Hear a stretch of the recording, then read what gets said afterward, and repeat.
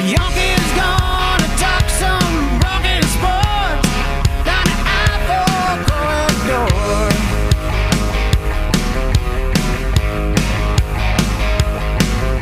So get your motor running.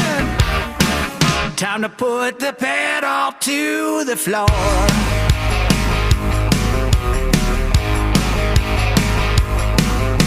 It's loud and live and local. Oh, time for open mic.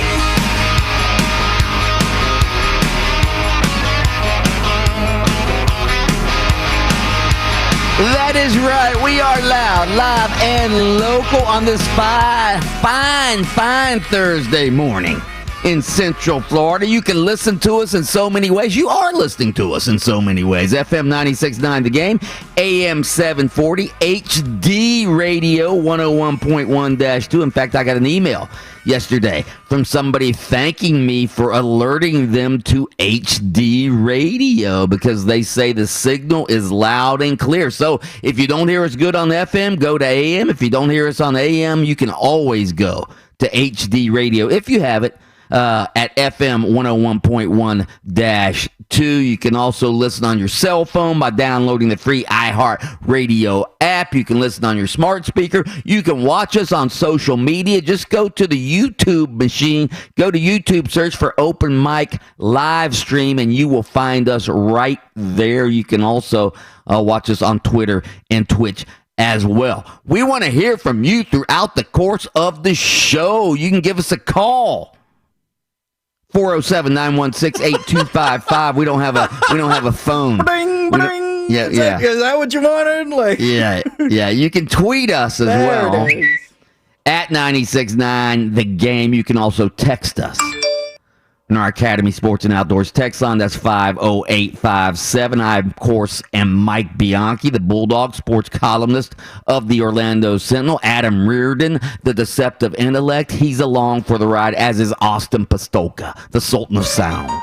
Oh, yeah, brother. I'm so excited today just to be here and talk sports with all of you. You're so sweet. I know. I'm sickly so sweet, let me tell you. Yeah. They call me Sugar Austin. That's it. We have some guests today. Brandon Kravitz, who usually joins us at 8:15 every Thursday morning. He will join us today instead. He will join us at 7 a.m. this morning. I guess he has something to do at 8:15, but that's okay because we've scheduled another guest for 8:15, and that guest is one Bob Herrig, golf writer extraordinaire for ESPN. He's going to join us to talk about the future of Tiger Woods and the future of golf, at least the immediate future of golf without Tiger Woods. I mean, it's going to be very, very interesting to see how that works because, again, we all know how golf counts on Tiger Woods, even though he doesn't play that much, all right? But what's going to be the future of golf without Tiger Woods? You know what I want to ask Kravitz about, all right? Here's what I want to ask Kravitz about at 7 a.m. In fact, let's start with this because this guy has been annoying me for a long time. I think it was yesterday. Did Kravitz have Rob Parker, the Fox Sports Radio national radio host? Did he have Rob Parker on his show yesterday? I believe so, yeah. Was it yesterday? All right, so Rob Parker, and again, I know Rob Parker a little bit from his days when he was the sports columnist at the Detroit News. So I do know Rob Parker. He's a nice guy, really good guy. Oh, man, that's always a bad start. Huh? Whenever he's got a great personality. It's always bad when someone goes, listen, he's a great guy. However. So Kravitz had him on the show yesterday. I was listening to a little bit of the interview on you can go to 969thegame.com, search for our podcast, and you can listen to the show on podcast. So I was listening to Rob Parker, who's the co-host of The Odd Couple, along with Chris Broussard on Fox Sports Radio National. It's a night show. I don't know what exactly time it comes on, but it's a nighttime show. And Rob Parker,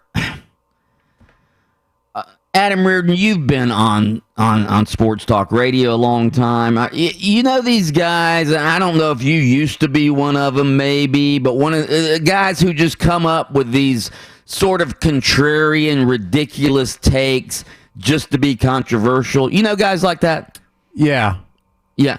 Anyway, Rob Parker's one of those guys. All right. And I've known him since he was a columnist. He got fired at the Detroit, was it the Detroit Free Press or the Detroit News? I believe it was the Detroit News. He got fired there because he once asked Lions coach Rod Marinelli, all right, that when Rod Marinelli was the coach of the Lions, his defensive coordinator was his son-in-law, Joe Barry, all right? Joe Barry.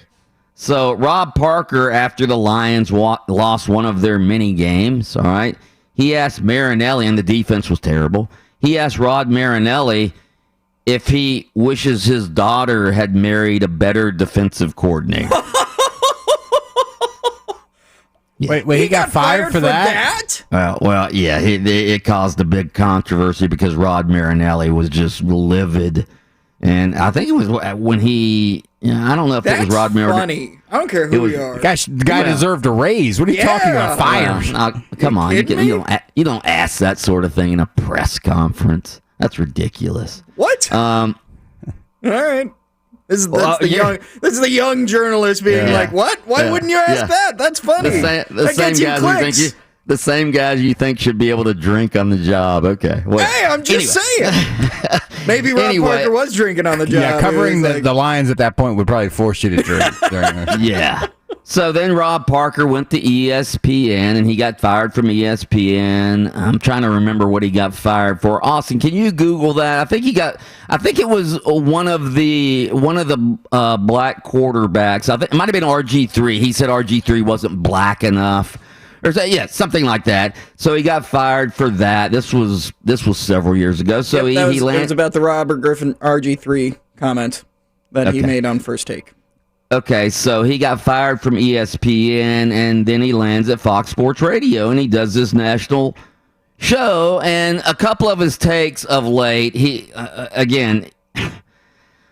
says Tom Brady is just he's just been lucky throughout his career. That was his take after Tom Brady won the Super Bowl. He's just been lucky throughout his career. He's not really that good of a quarterback. And then the one that really irked the Bulldog was he was talking on Kravitz's show yesterday about how Tim Tebow is the biggest sports flop ever of all time. Biggest sports flop of all time. Tim Tebow. Biggest sports flop of all time. I'm so shocked that Mike Bianchi was furious about that one. Okay, but again, the biggest Tim Tebow defender of all time. Well, yes, I am a big Tim Tebow defender, but you can't call Tim Tebow the biggest sports flop ever when he was one of the greatest college football players ever.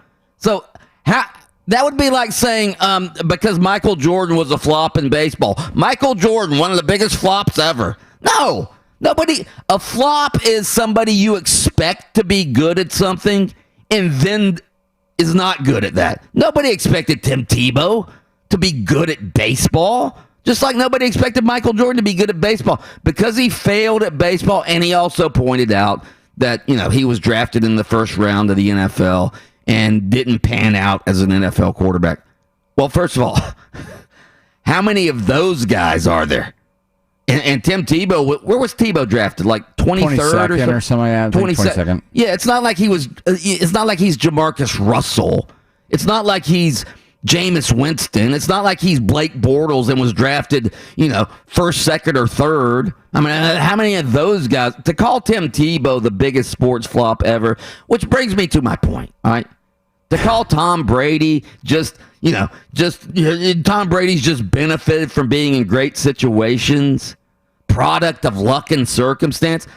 To have takes like that, to me, I mean, we have an overreaction Monday, right? Overreaction Monday where we'll come up with these sort of ridiculous overreactions, but it's because it's overreaction Monday. We don't really spew those takes as credible. All right. Oh, speak for yourself. Can I reword his Tim Tebow thing to maybe where I don't know if this is where he was coming from, but he packaged it in a way that he knew being on Florida radio would incite people to mention his name and drive people to his radio show. Yeah. So we took the bait. Foolish us, but let me say this: where I don't 100% disagree with his take. Well, you hate Tim Tebow too. I'll say this: that has there ever been a player? If he would have worded it like this, as opposed to the biggest sports flop. Has his most overhyped? Yeah, like there's never been a college football player go to the NFL and be a first round pick that's disappointed more fans than Tim Tebow. He had more fans. No, that would be a legitimate take. Yeah, because Tim Tebow wasn't just a local phenomenon. I was thinking of guys like Eric Crouch who win the Heisman Trophy, who never even get a cup of coffee in the NFL. How big a flop is that? You didn't even get a cup of coffee in the NFL. Yeah. But only people in Nebraska gave a damn about Eric Crouch. Right. People across the world. There were Filipino kids waking up on Monday mornings, however, watching Tim Tebow, and then like, if you want to say he was the most overhyped. So hold on. Athlete? So your problem is that he said he's a flop? What's the difference between being overhyped and under-delivering and being a flop? Flop sounds so attacking, and people don't like to attack Tim Tebow. No. Plus, a flop means you've never accomplished anything. A flop. Tim Tebow's won a playoff game. He said professional sports, though. He did say professional sports. No, he didn't. The headline doesn't say professional sports. I thought you said he said professional sports. No, he said he's the biggest sports flop ever, and he just brushes over the fact. You can't be a sports flop if you won the Heisman Trophy. I'm sorry. No. I'm sorry. No. That's my problem with flop. It's not that, if he'd have said the same thing about, Charlie Ward no, he's not a flop. The guy was one of the greatest college football players of all time, and Kravitz brought him on and humored his ridiculous takes. So I want to talk to Kravitz about that at 7 a.m. Kravitz, why didn't you lay down in front of that Tebow train the way I did? Come on. That's the longest tease we've ever done. Wow. And the Tom Brady the Tom Brady take is awful. I don't respect guys who just come up with ridiculous takes to get attention. Do you think Tom Brady's the best quarterback in the NFL? Right now? At any point in his career. At any point in his career, if you had to take one quarterback to lead your team, yes? Okay, I've never felt that way. I've always been a Peyton Manning guy. Aaron Rodgers, I think, has been more talented than him. Yeah, but you're talking about there's more to being a quarterback than just talent. No, but that's what I just asked you. I asked you if he's the best quarterback in the NFL. Again, this is the biggest problem. The best quarterback, yes, not the most athletically gifted. The best, yes. But you're basing that off of Super Bowl titles, which again, for me, here's the biggest problem when you start anointing guys the greatest of all time, and your biggest argument is the amount of championships he's won. That guy ain't made one tackle ever in the NFL. Defense is such a big part of that game. Basketball, you have a better case to make the GOAT argument because those guys got to go up and down the court and play both sides of the ball. Again, if aliens came down tomorrow and I had to pick one quarterback all time to lead the world team, it wouldn't be Tom Brady. It would be Peyton Manning, probably, in my mind. It would be because Peyton Manning, again, you have to be a quarterback. Oh, we'll get into this. To be a quarterback, you have to have a clutch gene, all right? And I just don't think Peyton Manning had that clutch gene dating all the way back to college when he was at Tennessee. We'll get into that next on Open Mic. Absence makes the heart grow fonder. Yeah, more Open Mic in minutes. This report is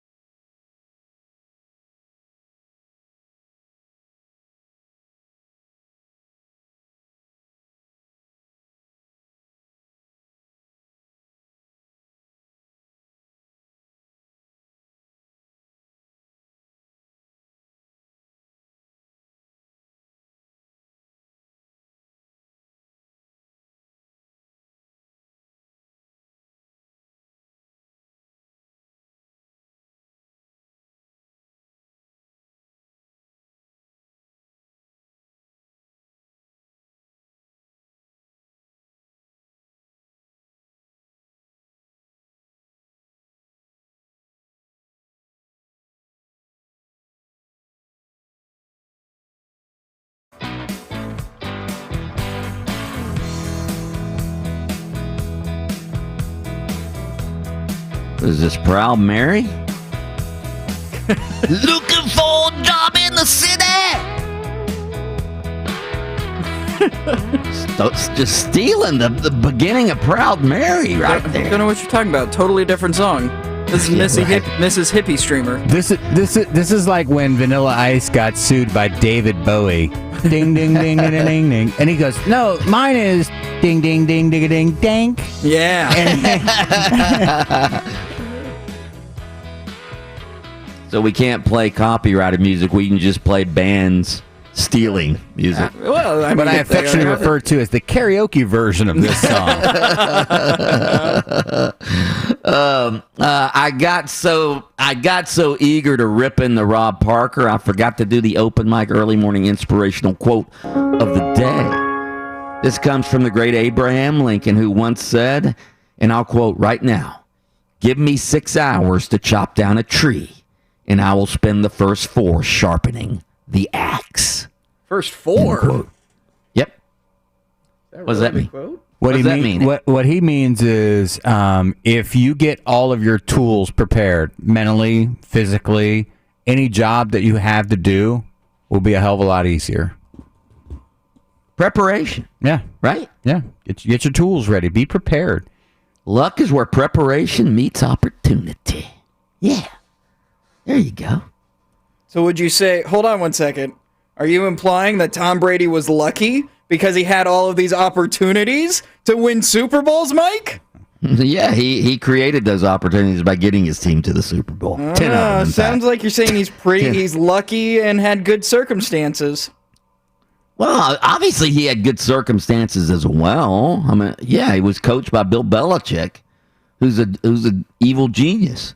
So yeah, he had good circumstances, but that doesn't mean everything he's done is because he was in great circumstances. He didn't exactly go to great circumstances in Tampa, all right? And he went to Tampa, a team that hadn't made the playoffs in 13 years, and took them to the Super Bowl in year 1 and had one of his best statistical years. Hold on. So, he didn't go to a place with a good circumstance that was literally a quarterback away from the Super Bowl? How is that not a good circumstance? Well, okay, Rob Parker. Well, listen, man, I'm just saying. He didn't just end up in Tampa on accident. I mean, remember, he had his choice of places to go. He knew what the situation was.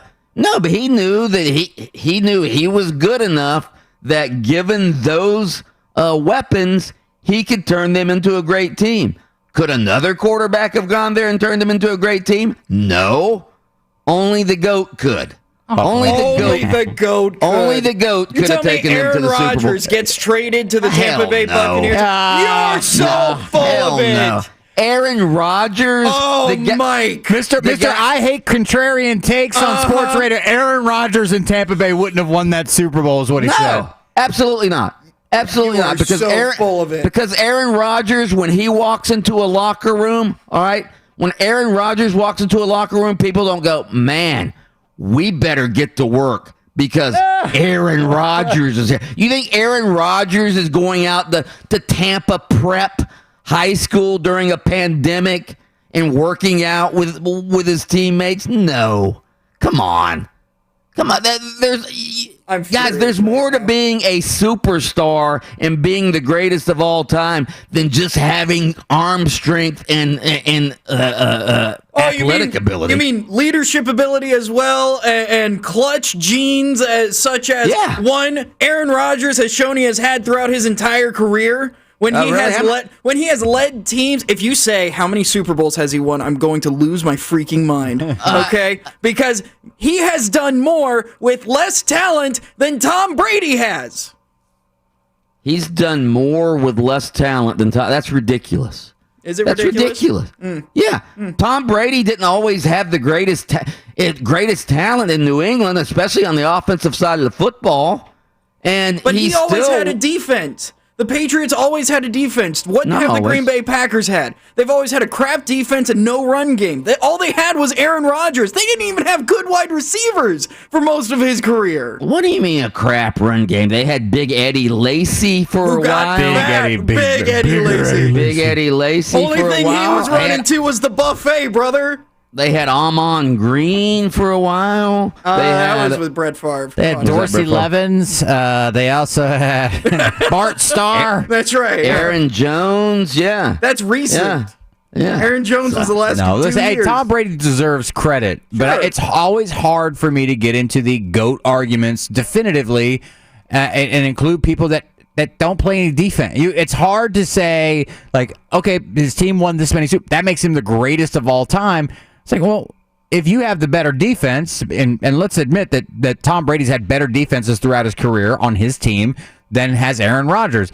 That's an unfair advantage when you start making the comparison. It's tough. People are going to do it anyway, so I don't even know why I'm don't know why you're fighting this fight. Am I fighting this fight? Yeah, you're right. Okay, but again, this whole discussion started by the ridiculous takes of Rob Parker. All right. And if you guys want to say Tom Brady's not really the GOAT, all right, that's fine. But to call Tom Brady just a beneficiary of his circumstances and overrated is incredibly, first of all, it's disingenuous. You don't really believe that. And second of all, it's just blatantly false and buffoonish. It's wrong. I'm with you 100% on that side of it. The idea that Tom Brady just happened to luck his way into these situations. Look, if that were the case, if the situation was so great, then Drew Bledsoe would have more titles. Yep. Who was the other quarterback stepped in? Matt Castle would have had a couple of Super Bowl titles. There is no question that he is an important ingredient to the success of that franchise in New England, and then he was the missing piece here in Tampa Bay. It wasn't all him, but it was certainly part him. That credit you definitely have to give, and if you don't, then you are one of those guys who likes to go on radio and say, you know what? Say the opposite of what everybody else LeBron's believes. overrated. LeBron's not even that good a player. I mean, honestly, if he wasn't so big and strong and fast, Skip Bayless. Yeah, right. Skip Bayless is one of those guys. Yeah. Skip Bayless continues to rip LeBron James as not being great. I mean, come on, Skip. LeBron James is 18 years in the NBA and he's still a top 3 player. I mean, that's madness. And then to still fight that fight, that's it. You've dug that grave, and you know you can't get out of it, so you just keep digging even further. And that's what Rob Parker does with Tom Brady. You know what Rob Parker is? You know how you go to the bookstore, all right, and they have What's a bookstore? You used to go to Books A Million or whatever, the Barnes and Noble. In the front, they always have the discount books in the bargain bin. Yeah. He's the bargain bin version of Skip Bayless. That's who Rob Parker is. This is true because Fox pays Skip Bayless probably $6 million a year, and Rob Parker makes $600,000 a year. All right, straight ahead, our thought-provoking daily poll question. UCF AD, the new AD Terry Mahasher, was on our show yesterday, and he said something I'm going to dispute. That's next on Open Mic. What does Mike Bianchi in the next commercial break?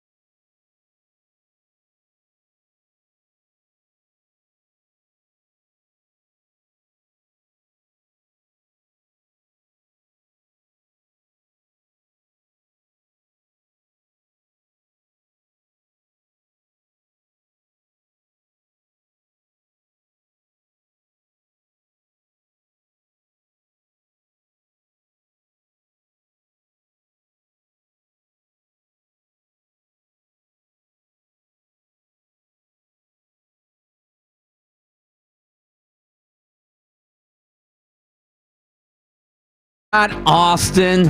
Don't you worry, Mike. I didn't forget. I'm just having a little bit of music underneath. See? Here's what you wanted. Yeah. He knows we need games. He knows the schedule better than anybody, right? If he wants to play, we'll definitely reach out. We're definitely open to that. It has to make sense, and look, at the end of the day, from a scheduling standpoint, if it makes sense, we'll go play someplace 5 years in a row if we have to. I mean, we'll play anybody, anytime, any place. I mean, that's the mentality you have to have. And if you want to play the best, you have to beat the best. And in order to beat the best, you got to play them. Okay, so that was new UCF Athletics Director Terry Mohajir on our show yesterday. We were asking him about, has he called Danny White yet up at Tennessee about scheduling a home and home? And you heard what he said. Danny knows we need games. He knows the schedule better than anybody. If he wants to play, we'll definitely reach out. So the reason I asked that is, one, a listener asked me to ask that question yesterday. So we asked him. We got a pretty good answer out of it. And we all know that since Terry Mohajir took over as UCF's AD and Gus Malzahn took over as the head coach, there's been an emphasis on their part of saying, hey, we need to upgrade our schedule if we want to get into the college football playoff. And what that means is we need to divorce ourselves from what Danny White believed, all right? And what Danny White believed was, hey, we're only going to play a home and home series, all right? We're only going to play home and home. We're not going to play 2-for-1s, even if it's with the Gators or Ohio State. We're only playing 1-for-1s, all right?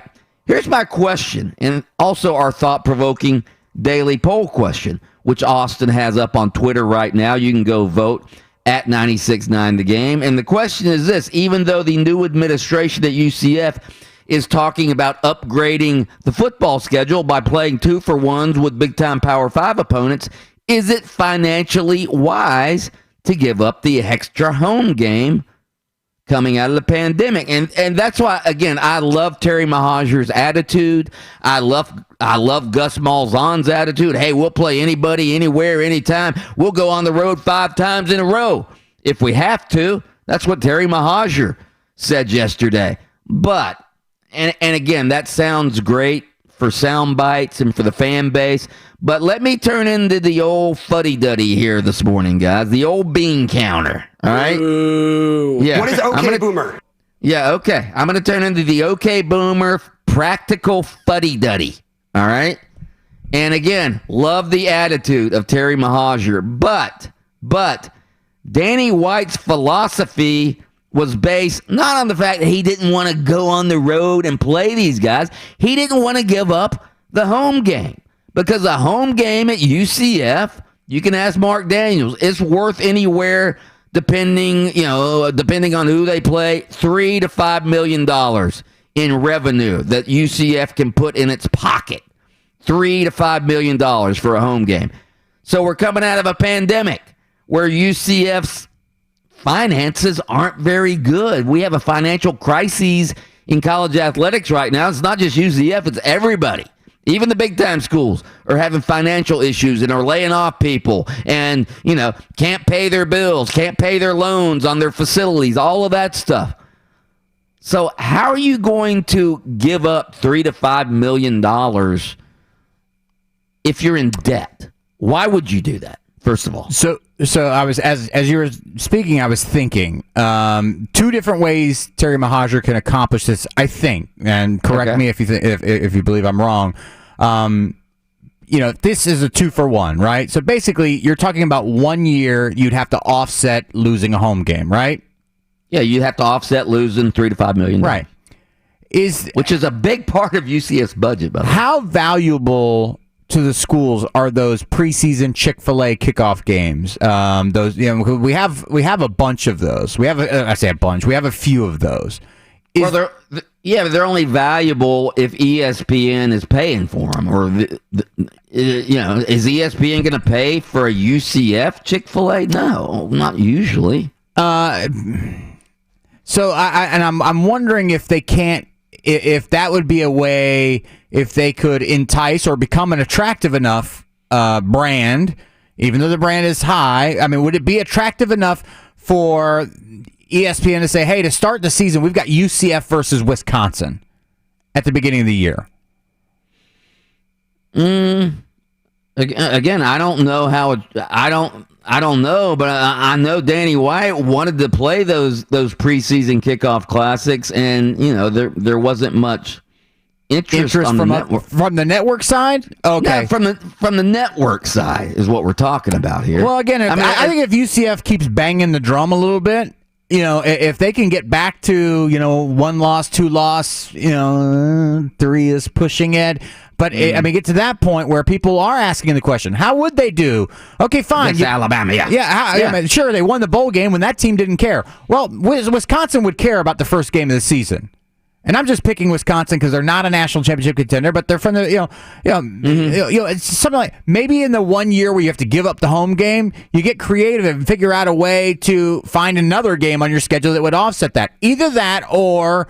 What's your other one? The other one was the GameStop/Bitcoin student section at UCF, where everybody's got to pay in GameStop stock or Bitcoin. By the way, GameStop was up to 165 yesterday, down to 142 this morning. People are getting their cash and getting back out of there. But the GameStop student section, and then the Bitcoin recruit area. That's all I got, Mike. I got those two. It's either get creative with the scheduling, find a way to sort of fill that gap.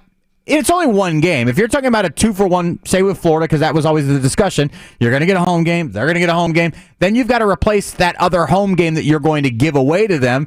Maybe you do it with a preseason game, like one of these to start the year, ESPN. I feel like there's a few of those games floating around out there, or at least there have been over the last couple of years. Again, I'm speaking from a practical fuddy-duddy standpoint, all right? And as an AD and not as a football fan. As a football fan, obviously, I would love to see, UCF go on the road and play whoever. All right, I would love to see that, but I'm speaking as an athletic director now, all right? As an athletic director, I don't do that because I don't think first of all, I don't think UCF, if the playoff remains at 4, all right, I don't think UCF going on the road and playing Tennessee or, unless they go on the road to Columbus, Ohio and beat Ohio State, playing just even playing the Gators this past year, all right? I don't know that that's going to get UCF into the playoff, all right? I think UCF's goals need to be to finish unbeaten, to be able to pay your bills, and to get to the the New Year's Six bowl game. I think that should be UCF's goals because I think that's much more realistic than getting into the playoff and going in debt to do that. Just call me the you're right. No, you're right. I mean, at this point, we have to be honest with ourselves that no matter what UCF does, no matter what Cincinnati does, no matter what Boise State does, in a 4-team playoff, you're not getting in. You're not getting in. I mean, you keep the banner maker for the where you got your last national championship banner. Keep them on the speed dial because that's who you'll have to use in the future because you're not going to get a crack at that crystal ball. Yeah. All right, right around the corner. By the way, go vote on our polls at 96.9 The Game on Twitter. Right around the corner, Brandon Kravitz is going to discuss why he's humoring Rob Parker. That's next on Open Mic.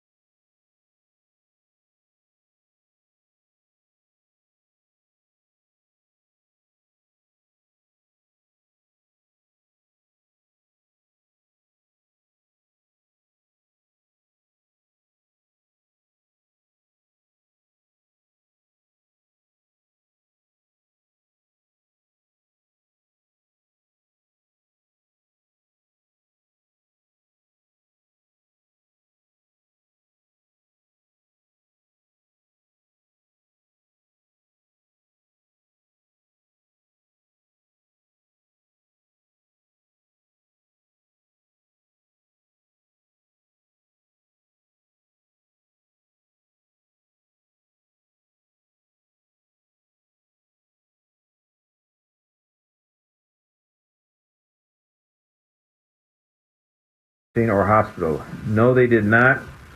The deputy on scene assessed the condition of Tiger Woods, and there was no evidence of any impairment whatsoever. He was lucid, no odor of alcohol, no evidence of any medication, narcotics, or anything like that that would bring that into question. So that was not a concern at the time. So therefore, obviously no field sobriety test and no DRE, drug recognition expert, needed to respond to do any further assessment of that. This is what it is, an accident.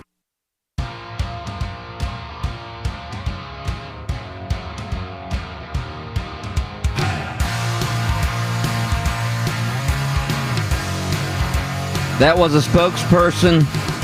I'm sorry, that was the chief of the LA Sheriff's Department, Chief Alex Villanueva, talking about Tiger Woods. There was no evidence of impairment with his serious automobile accident early Tuesday morning. He also said this is purely an accident. So it appears that's good news, obviously. We would hate if Tiger Woods were impaired when he got into that serious automobile accident. Villanueva said he was not drunk. All right? You can eliminate that.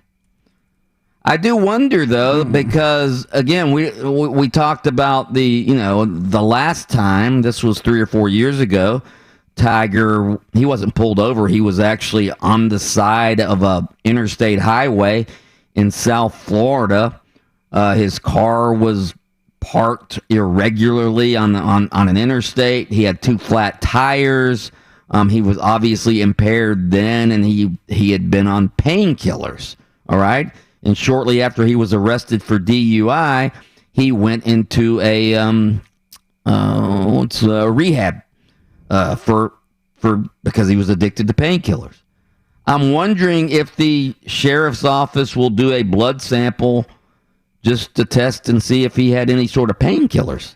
Yeah, I'm actually surprised that they're coming out so definitively right now. I mean, I'm either that or I'm assuming they've already run the blood. I mean, he went to the hospital. They got blood. I'm sure of that. Yeah, they've run the blood, but I'm reading the story. It says Villanueva and the sheriff's office may seek search warrants for a blood sample. So they have to actually request the blood sample. That'd be medical information at that point. Yeah. I mean, but I mean, again, I mean, for an auto accident, they could easily get for an auto accident where there were no skid marks. So you're telling me the guy crossed over the median, hit a tree, and there were like no brakes at all. Did he fall asleep at the wheel? I mean, again, I would like to eliminate certain things so we can start focusing on the other thing.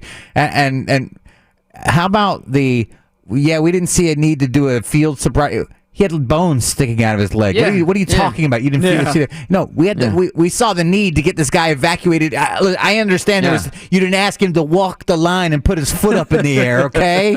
But I think that give and I hate to hold somebody's history against them, but that's what we do. You know, I mean, you sometimes that will always follow you. And with the kind of accident we saw there.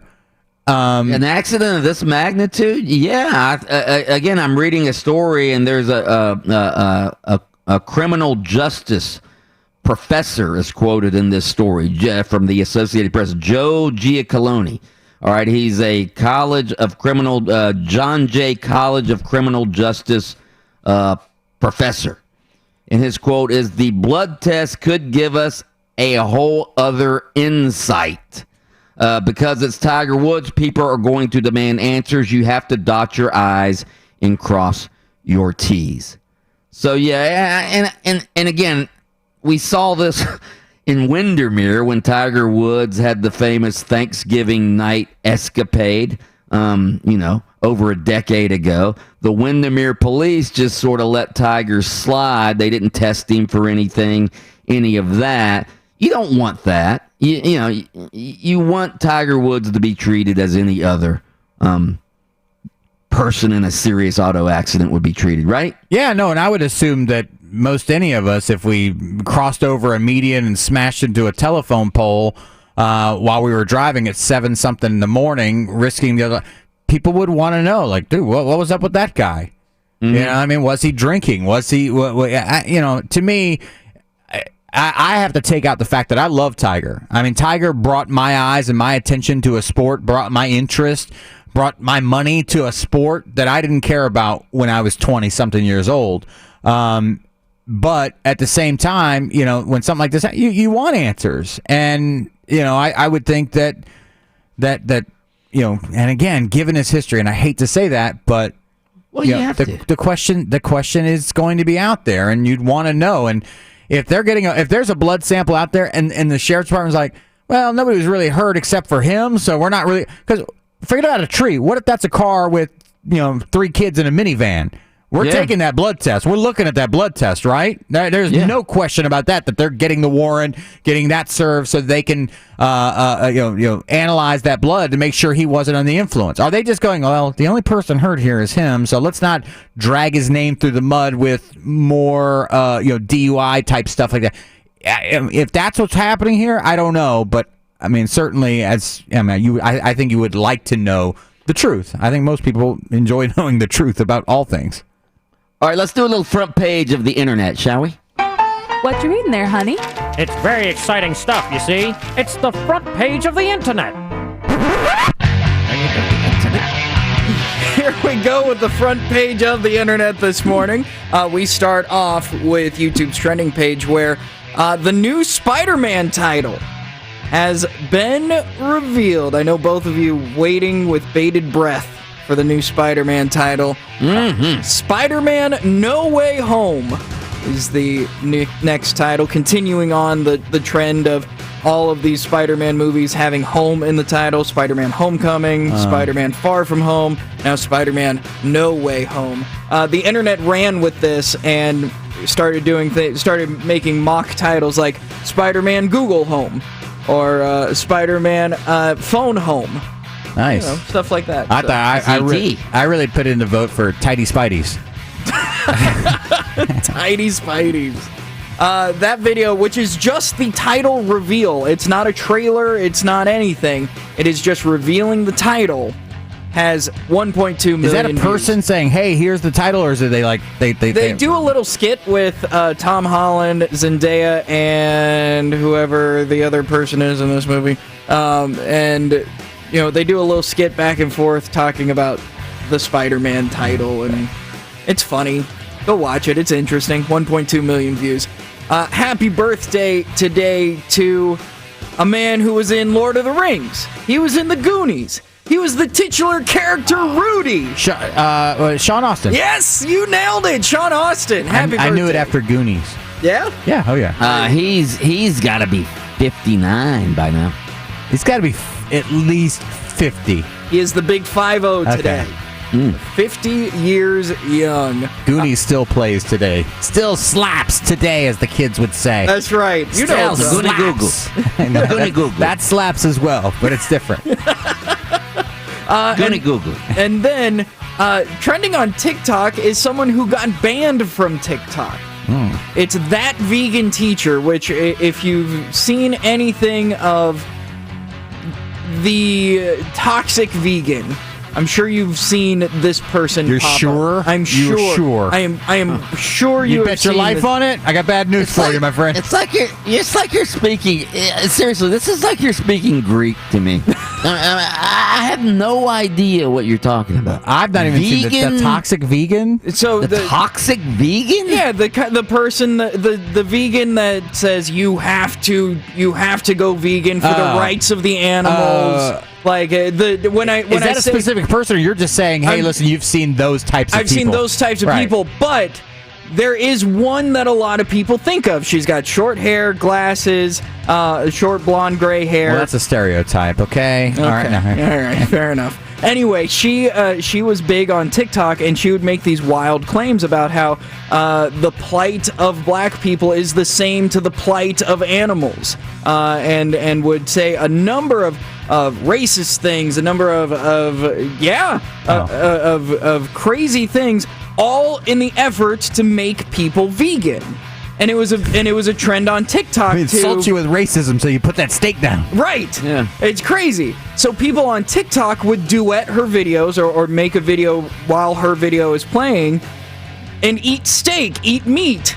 And then it got so bad that 20,000 people signed a petition to get her removed, and TikTok has officially banned her from their platform and has banned all of her subsequent attempts to get back on the platform. So really interesting, and a lot of people are celebrating the banning of that vegan teacher on TikTok. And there's a party I was invited to later today for that. Oh man, you should go. I hear it's hip hop and happening. I saw this thing in my Google invites. Google invites. Yeah. There it is. That is the front page of the internet. Let's pause for station identification. WYGM Orlando, WJRR HD2 Cocoa Beach, Orlando. Facebook.com/969 The Game.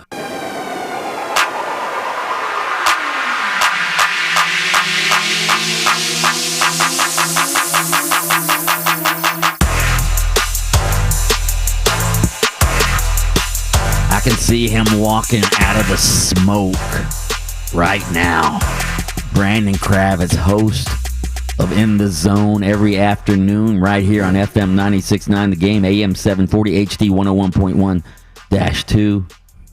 That's heel music, though. That's not like I picture Brandon being the guy who comes to the room with all the kids, like, like slapping high fives, like. No. Kravitz is a heel. He's a heel. Yeah, I agree with Mike. There's no way.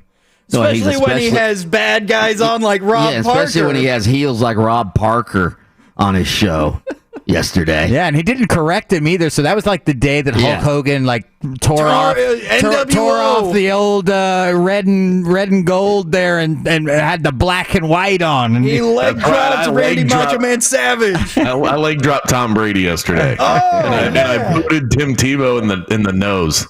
Good Lord. Good Lord. By the way, Kravitz, have you ever heard of the toxic vegan? Real quick. No, but that would be a great wrestling heel. Wouldn't it? Toxic vegan. Coming to the ring, the toxic vegan. All right. The Meatless Express is like a tag team or something like that. I do not want to be on a team called the Meatless Express. just saying. I don't want to be on that squad.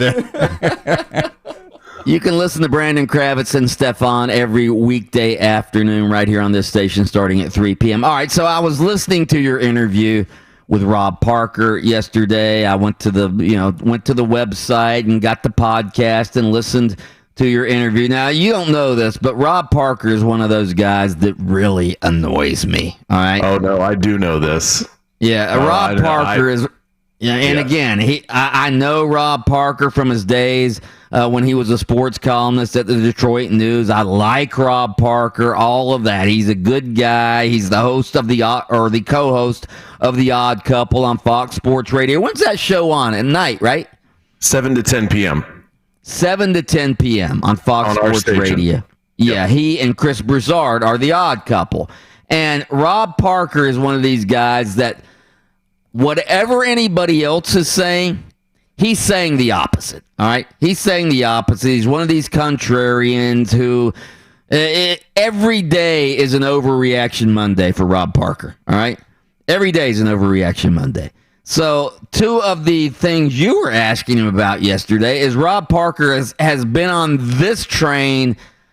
It's had to be at least a decade. All right? He's been on the train that Tom Brady is overrated and is essentially just a product of what? Luck and circumstance. So that's his stance. He's a merchant of good fortune is it's kind of like the way that he describes it. And I mean, I welcome him on because I respect his opinion. Now, I don't necessarily I don't agree with it. I think Tom Brady's the greatest quarterback. Why would you respect an opinion that's not even a real opinion? It's just a contrived, contrarian opinion that he has to essentially get people to listen to him and click on his show. Why would you respect that opinion? Well, for one, it works. So if he's sticking with that strategy for a decade, he either really sticks to his guns and knows how to stay on message for what he's trying to pull off, or he wholeheartedly believes it. Either way, if we're going to go back to the comparison of pro wrestling, he's living the gimmick and now he believes it. And and I don't agree with his overall take, but if you dice up the content of his opinion, he's not wrong. It's just that's the side that he chooses to take. You could look at Tom Brady's entire career, you could dice it up and say, good fortune here, good fortune there. I mean, look at the beginning of his career. The first couple Super Bowls he won off the boot of Adam Vinatieri. And if he doesn't make those kicks, we're talking about Tom Brady like he's Jim Kelly instead of Tom Brady like he's Tom Brady. That's not really disputable. Now, he put them in position, but you know what? So did Jim Kelly, and Scott Norwood missed the kick.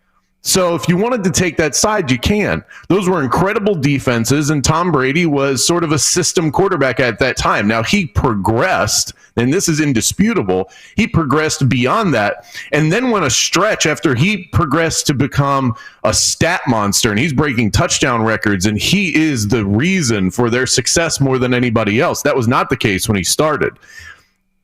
At that point, they stopped winning Super Bowls, and then things turned around.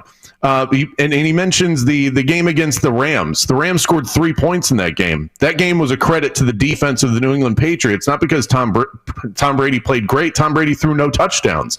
They play against the Atlanta Falcons. Now, Tom Brady was masterful in that game, but you've got to be one of the epic collapsers of all time to give up a 28-3 lead. That was the Atlanta Falcons. If you just look at this year, and I was making this case before talking to Rob Parker about it, and again, I think Brady's the GOAT, so don't go painting me as I think Tom Brady's less than. You can just make solid arguments for the other side. Okay, for this year, let me just give you for the Bucs, okay?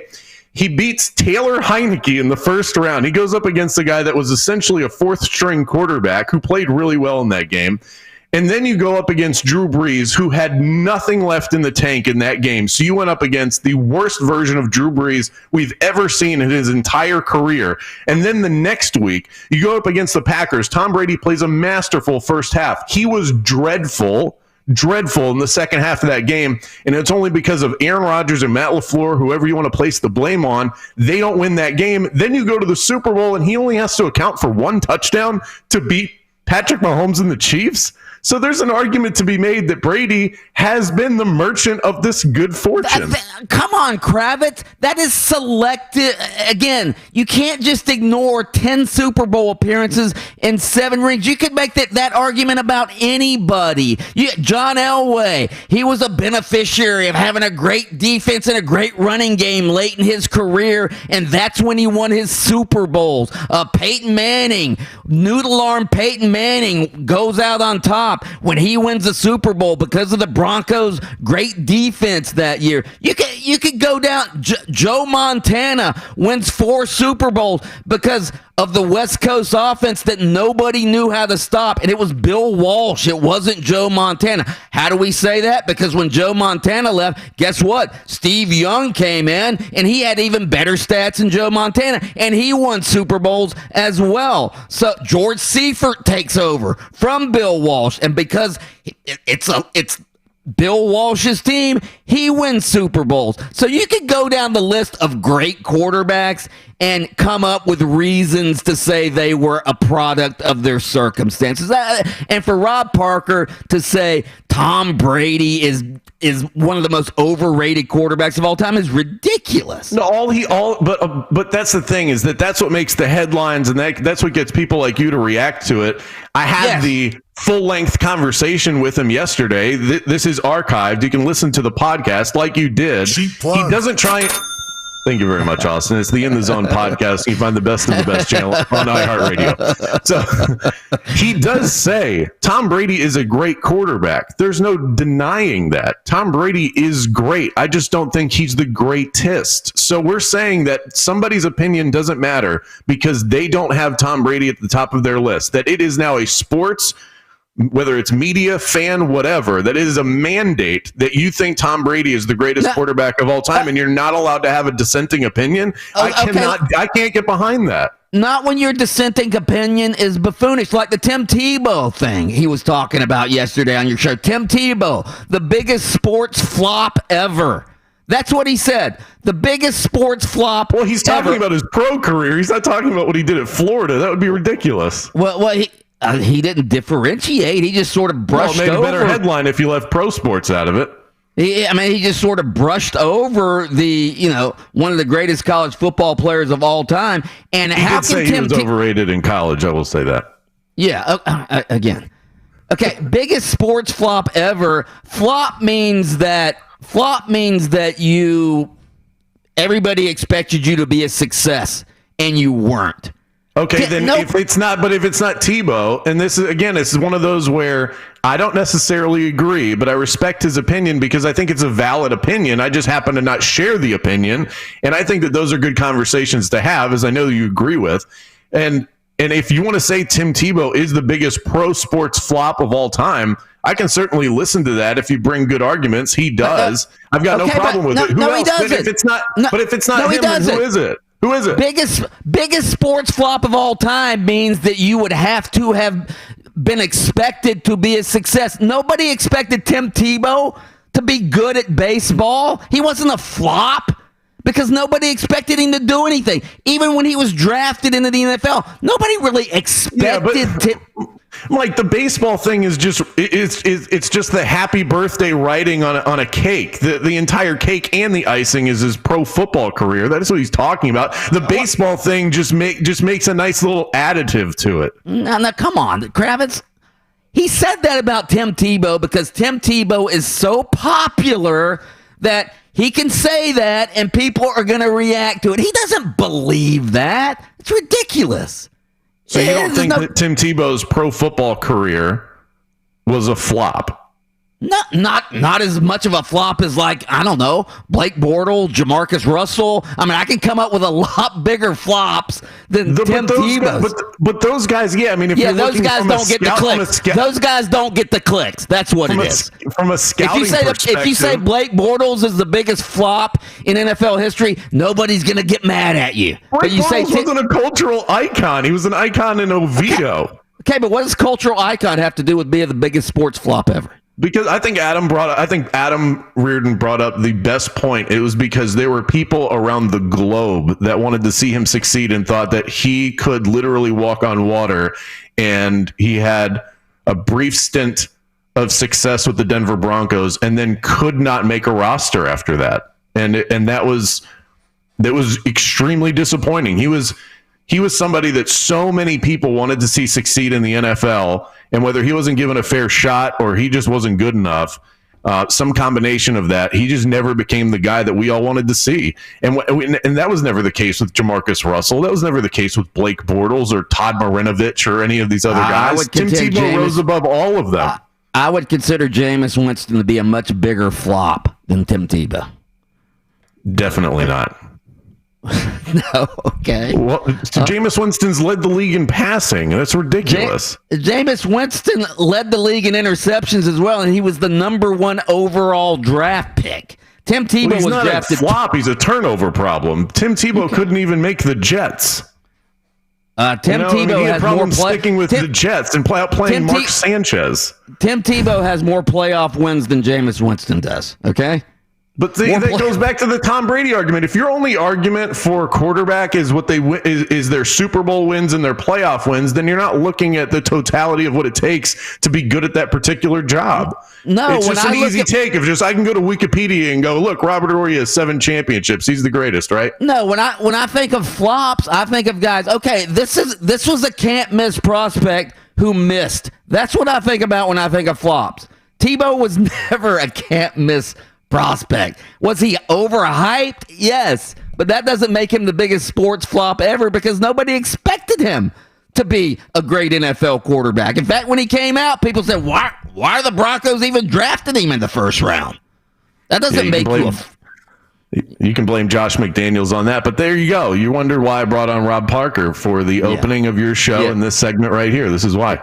Yeah, thank you. Thank you for getting me to talk about Rob Parker for 2 segments. I'll never talk about him again because his takes are ridiculous. What do you have on the show today? Well, the reason I'm joining you early on, Mike, is my son is running a fever for the fourth day straight. So I have a full day ahead of me. Starting the second I disconnect with you guys. So Stefan's going to be taking over this afternoon, and I'm sure that he's got a lot cooked up and a lot of great stuff planned today. As him and I have a chat a little bit later on about what is coming up on the show. So stay tuned for that. The kids are going to run amok today, 3 to 6 p.m. Brandon Crabb is host of In the Zone. We always appreciate it, Krabs. We'll talk to you soon. Sounds good. All right, straight ahead, it's the sound off, but first, your chance at $1,000. Now,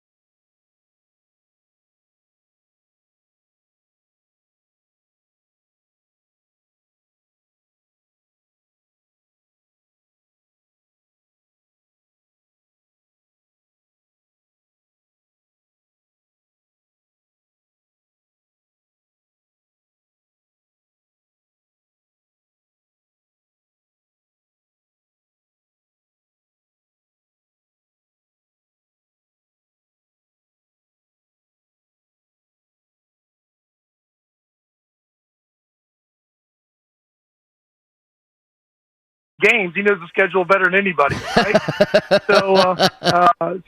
If he wants to play, we'll definitely reach out. We're definitely open to that. It has to make sense, and look, at the end of the day, from a scheduling standpoint, if it makes sense, we'll go play someplace 5 years in a row if we have to. I mean, we'll play anybody, anytime, any place. I mean, that's the mentality you have to have. And if you want to play the best, you have to beat the best. And in order to beat the best, you got to play them. That's Terry Mohajir, UCF AD, on Open Mic yesterday. We had a great time talking to Terry Mohajir, especially about TikTok and whatnot. But he talks here about scheduling Tennessee and scheduling other SEC teams and tougher opponents and what all that means. Mike, you kind of disagree with this a little bit because of the circumstances of the pandemic. Why don't you explain that a little bit more? Well, again, we asked him yesterday, has he called Danny White, the old UCF AD, about scheduling a home and a home with Tennessee? Danny White, of course, being at Tennessee now.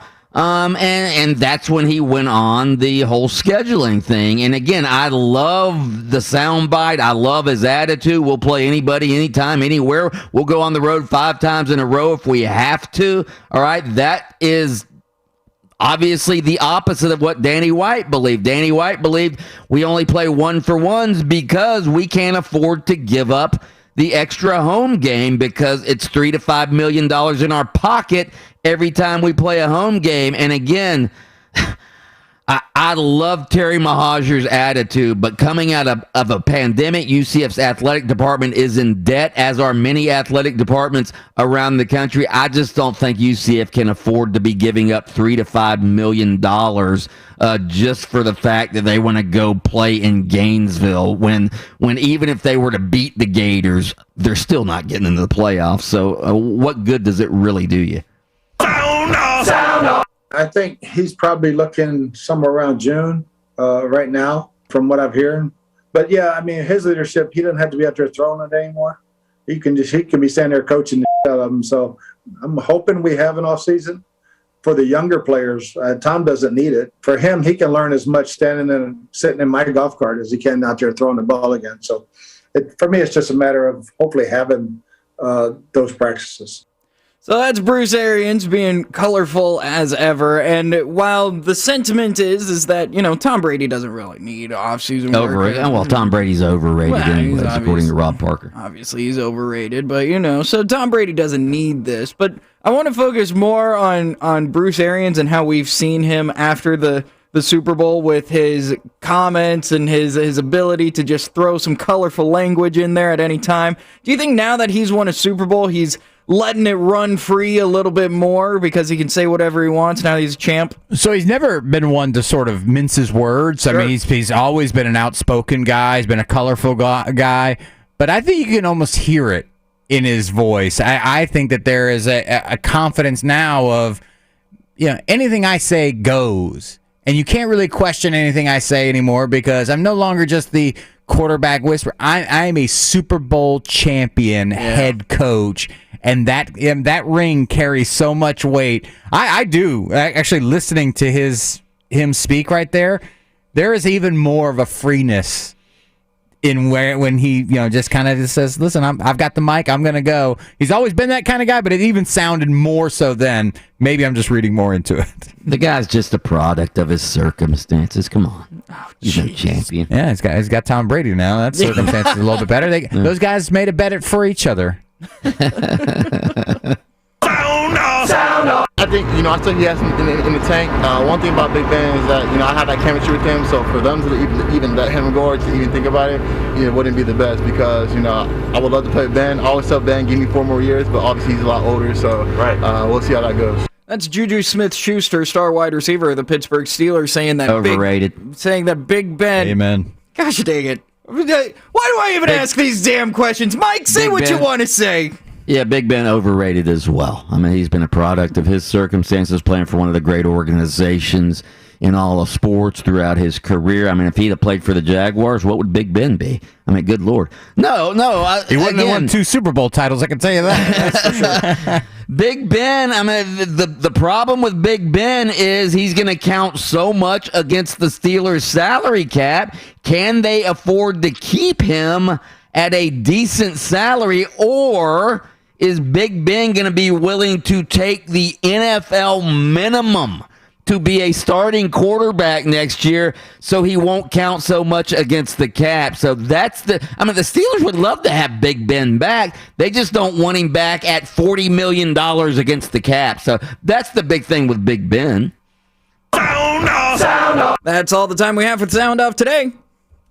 All right, straight ahead.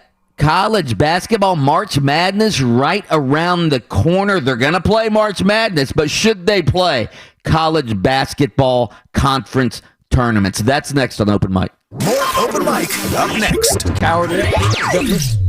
Wrong. Listen, you know me. I'm the internet guy on Open Mic, and between all of the video calls with friends and family, virtual learning, working from home, and gaming, the quality of your internet connection has never been more important. You need an internet service with not only fast download speeds, but fast upload speeds too.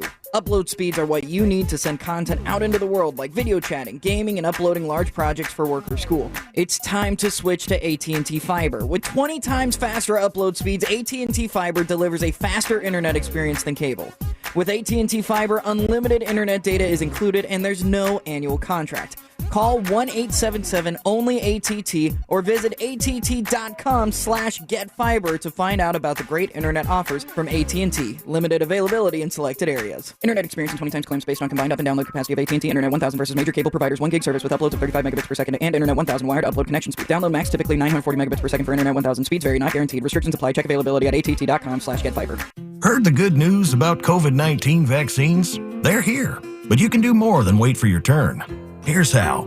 Stay at least 6 feet away from folks you don't live with. And it's risky to be indoors with them too. And masks? Well, they protect both the person wearing them and the folks around them. Wear a mask, watch your distance, and make a big difference now. Learn more about vaccines at cdc.gov/coronavirus. Brought to you by the U.S. Department of Health and Human Services. So much is happening, but who can you trust? You need to check out Newsmax TV, the fastest growing news channel in America. Watch it on all major cable systems and see shows with Sean Spicer, Greg Kelly, Lindsey Keith, Stinchfield, and Rob Schmidt. They're giving you the real story on Biden and Pelosi. So download the free Newsmax app on your smartphone now or watch Newsmax on Roku, YouTube, Pluto, Zumo, and more. 30 million Americans watch Newsmax TV. So should you. Hi, Florida.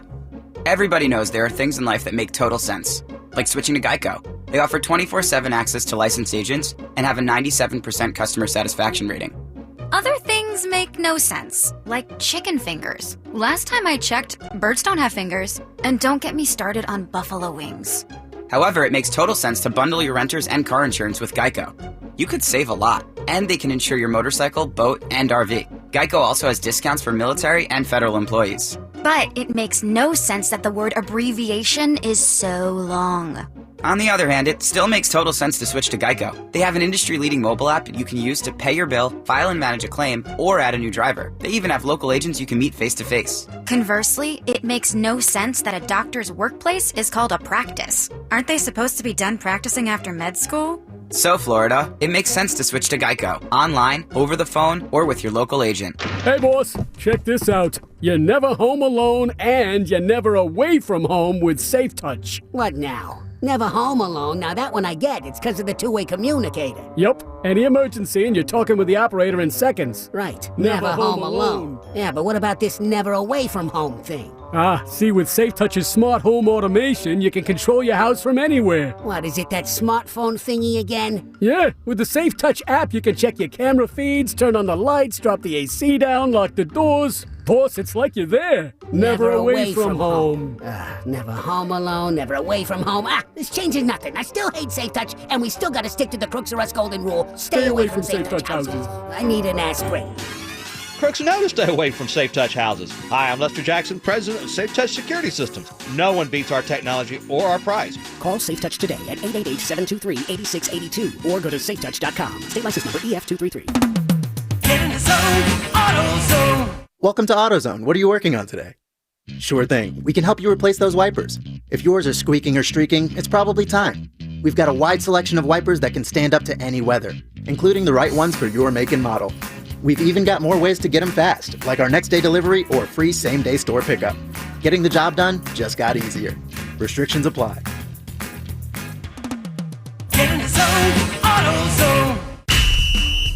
Colin Coward. Here's what's trending on iHeart Sports Network, presented by Mercedes-Benz Vans. Investigators in L.A. County are calling Tiger Woods' crash purely an accident. They say Tiger wasn't drunk at the time and no charges have been filed. He's reportedly awake, responsive, and recovering. College hoops, number 9 Florida State had no trouble with rival Miami. Tonight in the NBA, Magic are in Brooklyn. Bucs GM Jason Light says he'd be elated to give Tom Brady an extension, but didn't go into any specifics when he was on the Rich Eisen show. I'm Matt McCoy. Drive a Mercedes-Benz van and find how far an extra mile really goes.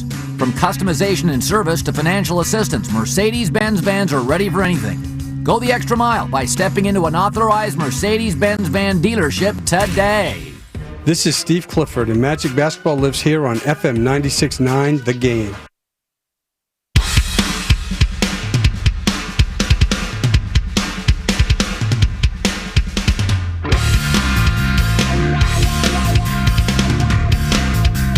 We spent way too much time this morning talking about Fox Sports National Radio host Rob Parker's stupid takes and whether Tom Brady is just a beneficiary of his circumstances. Like every player is not a beneficiary of their... Every great player is a beneficiary of their circumstances. Sounds like Rob Parker's still living rent-free in Mike Bianchi's brain right now. He is. Yeah, I feel like, Paul Feinbaum thinking about UCF all the time. So I'm gonna look up. What's his name? Parker. Rob Parker. I'm gonna look up Rob Parker's work, and down in the comments section, it's gonna be the Bulldog. Your takes are so weak, man. Get a real job, man. Quit getting fired at your previous jobs. Oh, yeah? Well, what happened to the Detroit Free Press, man? This guy's a clown. What happened at ESPN? Clown emoji. Rob Parker's been having... Takesman! Rob Parker's been having good, bad takes for years, and he keeps getting promoted. Maybe there's something to that. Didn't your parents ever tell you, Mike, it's not about what you say, it's about how you say it? Yeah. Actually, he didn't get promoted from ESPN. He got fired from there, and then I would say he probably got demoted to Fox Sports Radio because he was actually on TV when he was at ESPN. What do I got to say to get demoted to whatever paycheck he's getting? just say something stupid and you'll get promoted. Somebody will click Mike, on it. I don't know if you've been paying attention or not, but I've been trying. Okay, I've been saying stupid stuff for a long time. Anyway, speaking of Tom Brady, well, you just heard the news update there, where Jason Light, the GM of the Bucs, he was on a Zoom call with reporters yesterday. He was on with Rich Eisen and said, "Yeah, we'd be elated to sign Tom Brady to an extension." Do we have that clip? Are you going to talk extension with Brady, Jason? That's a possibility. He's certainly didn't look like he slowed down any this year, so that's a possibility, and we'll have to see how that goes. So, has there been a phone call placed to TB12 already? When was the last time you talked to Tom? Well, I talk to Tom often. Okay. So, but probably keep that under wraps right now. Okay. But it's like I said, I know it appears that he really had a good time this year, winning the Super Bowl, and likes our organization, likes our coaches, likes our head coach and ownership. So, and we certainly love him. So, usually when you have those two things going for each other, it's a match made in heaven. So we'd like to keep this going. Okay, so that was Jason Light on the Rich Eisen show yesterday. He also had a Zoom call with reporters where he said, and I quote, "I think as long as he continues to want to play," talking about Brady, "if that comes to fruition at some point, we'd be elated," talking about an extension. And again, why wouldn't you sign Tom Brady to an extension? He's 43 years old. He's he'll be 44 next season. Next season is the last year of his contract. So what? You sign him to another year? So what? And then if he gets old all of a sudden, then boom, you're out of year's contract. But he's already under contract for next year. So why wouldn't you? Why wouldn't you sign him for another year, right? Yeah, I mean, the NFL contracts are as such that you can extend a guy, and if you finagle the numbers well enough, if for some reason Tom Brady, hits the proverbial wall, you can probably cut him at and Tom Brady's never a guy, and I mean, if he's the greatest quarterback ever in your mind, and the way he's playing right now helped lead his team to a Super Bowl title, I guess he could be asking for the highest contract per season in the league, which you wouldn't want to do that if you're the Bucs. If you can continue to get Tom Brady at the hey, this is my retirement home discount price, then sure, yeah. But if he ever, if he listens to Mike Bianchi enough, he may go into the office and go, listen, Jason, I'm the GOAT, damn it. I'm the guy who brought you this. I want a $40 million a year contract. I want 5 years, $40 million a year. What's that bum Mahomes getting paid? I just wiped the floor with that guy. I want that deal. I don't want a 1 year, $25 million deal. No. I want a 5 year, $40 million a year. And oh, by the way, if I do get old, all right, and I'm not good enough to play, then I become the head coach, all right? And then Bruce Arians is out. Bruce Arians got to slide over. So, yeah, they should, again, I'm sure Brady's not going to ask for a long-term extension. I'm sure another year or two would be, I'm sure he'd be just fine with that. Or you know what? Maybe Brady doesn't want, maybe he doesn't want an extension. Maybe Brady wants to play out next year, and sort of like LeBron. When LeBron was playing under 1 year contracts, survey the situation. If he's still good, maybe find another team that's ready to win immediately and jump to that team, right? What's the matter with that? Be the LeBron of the NFL? Yeah, spread titles around spread Lombardi trophies around the country. I'm taking my talents to Oshkosh, Wisconsin. I'm going out of the way. Aaron Rodgers. Anyway, so I think that's pretty interesting. I wanted to get into this topic, but maybe we will save it for next segment. But we also played in the news update about how the L.A. County Sheriff's Office is essentially saying, hey, Tiger Woods was not impaired, he was not drunk, and it sounds like, just listening to some of the clips from Alex Villanueva, who's the sheriff out there, it sounds like he's just saying case closed. Case closed. We're not, that they haven't, tried to get the blood results from the hospital to see if he was on any sort of painkillers or was impaired that way. Just because there's not the odor of alcohol on your breath, or you're not slurring your words, doesn't mean you weren't impaired, right? Yeah, I wouldn't think so. And again, I don't know how you assess the situation with a guy with a couple of compound fractures and legs in tattered, and sort of like try to in one instance save his life with the jaws of life and all this other stuff, and then assess whether or not he had a couple of drinks. There wasn't a jaws of life. That was misinformation from the beginning. Well, they did have to cut him out of the car. I did hear that part with an axe. They had to use an axe or something. Yeah, so he was. I'm the guy with the axe, trying to chop open a car. I'm like, hey, where's the jaws of life? Come on, right? You guys got me out here. I'm not a lumberjack. I'm a paramedic. So you're trying to save his life. I don't know that you could, in that moment, with the intensity of that moment, sort of like, hey, look at my finger, follow it here or there. Yeah. So, and you wouldn't have to have, if you're on pain medication or any other prescription medication, maybe it's 1 or 2 drinks. That was early in the morning, so I think maybe you're assuming, hey, it was 7 a.m. I wasn't kicking back whiskey sours, at 7 a.m. But, we know that he had back surgery. So the idea that he was on pain medicine, we know that he's had an issue controlling, his dosage of pain medication in the past, into where it led to an issue with a vehicle. So again, he was rather quick in going, nope, that wasn't an issue. And I'm going, well, do you get the blood test back? I mean, what's the levels of these certain pain medications in the blood test? To me, we got to wait to find that out.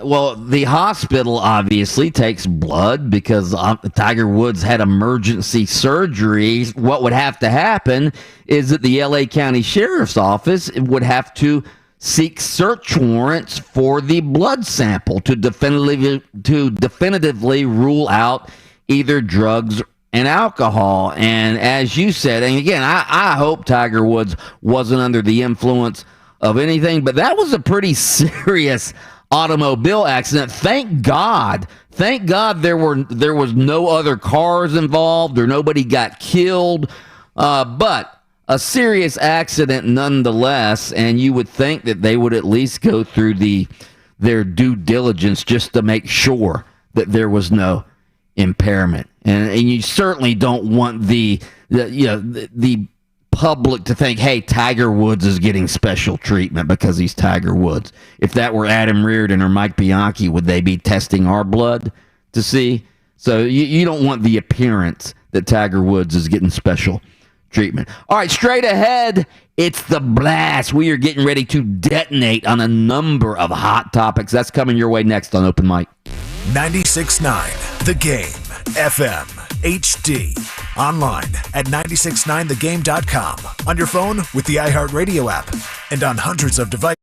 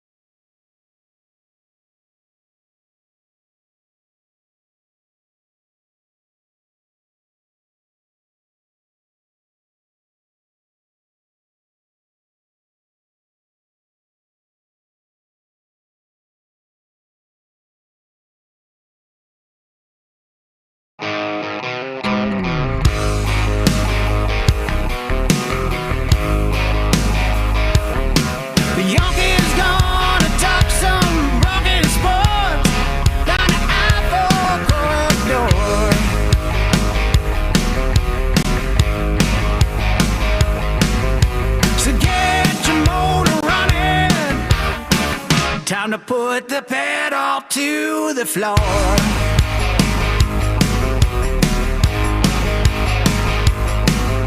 It's loud and live and local.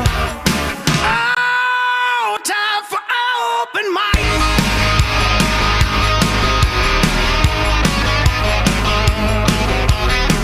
Welcome back to Open Mic. I'm Mike Bianchi, the Bulldog sports columnist of the Orlando Sentinel. Joined, as always, by Adam Reardon, the deceptive intellect, and Austin Pastolka. We call him the Sultan of Sound. Yeah. Together we are Open Mic, the troika of sports talk radio excellence. In the megalopolis we know as Central Florida. Heavens to Murgatroyd. Heavens to Murgatroyd. Are you good, man? Yeah. You sure? Adam, do you know who that is? Or something? Adam, do you know who that is? Heavens to Murgatroyd. Exit stage left. I don't remember the name, but it's a cartoon. It's Snagglepuss. Snagglepuss, yeah. Yeah, Exit stage left. What is Snagglepuss? Dude, that's like way back in the cartoon machine. Snagglepuss was a lion. Yeah. And he was a funny lion. Yeah. By the way, so during the break, I informed Austin that I had to go, to the bathroom. All right. Specifically, a number two. I had to go number 2, and I asked him how much time do we have left, and he goes 3.5 minutes. So I go, okay. So I get back, with time to spare, and he goes, I could have never done that. Nope. It doesn't take that long. Well, I remember Mike was just on like a 5-day fast, so there's not a whole lot rumbling around in there quite yet, Austin. Plus, I take my fiber every day. See, that's my downfall. I don't have enough fiber in my diet. Clearly. Way too much protein, not enough fiber. And aren't we not supposed to be talking about this according to FCC regulations? Listen, we have not used any words that are not allowed. Austin looks like LA traffic at like rush hour.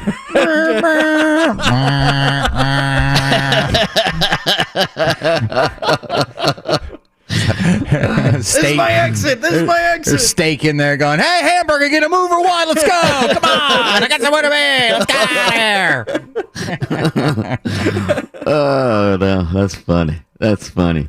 Somebody just texted in. No, we weren't. Somebody just texted in. We were talking about Tiger Woods, and are the police going to, obviously, are they going to, test his blood to see if he was impaired? And somebody said, cover up. We're not saying that. We're just saying for appearance sake, right? For appearance sake, they should test Tiger Woods' blood just to make sure he wasn't impaired, because he does have a history of driving while impaired. I mean, if some guy gets pulled over for DUI 5 years ago and, he gets into an auto accident 5 years later, aren't the police going to go, wait a minute, this guy has a history of DUI. That guy's not Tiger Woods. To me, it's more about the circumstance of the accident. So something happened where you crossed over the median. You lost control of the car, hit a curb, crossed over the median, and then smashed into a tree. And there's not one skid mark. You didn't have the wherewithal to hit the brakes at any point? So you think he might have fallen asleep? Are you speculating that? I'm thinking falling asleep, and then when it hits the, maybe he was out late that night, and that's why he was a little bit late that morning. There was some reports, or he sped out of the hotel and was trying to get to the airport. He had his luggage in there, and maybe he fell asleep. I don't know, but what I do know is that in any sort of accident like that, I don't care who's in it, you'd like to be able to cross off things that maybe caused the wreck.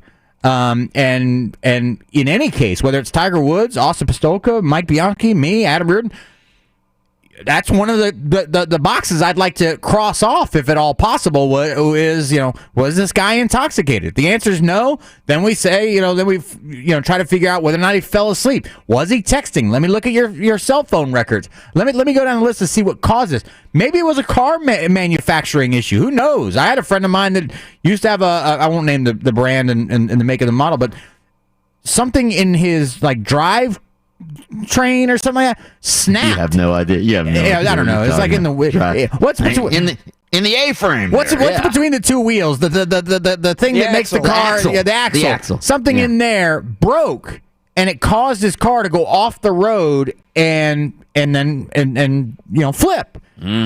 And it sounds like a U-joint problem to me. Sounds like a U-joint. U-joint? I think he's out of breaker fluid. It may have been a U-joint problem. Actually, it may have been a him joint problem, as a matter of fact. You know what I mean?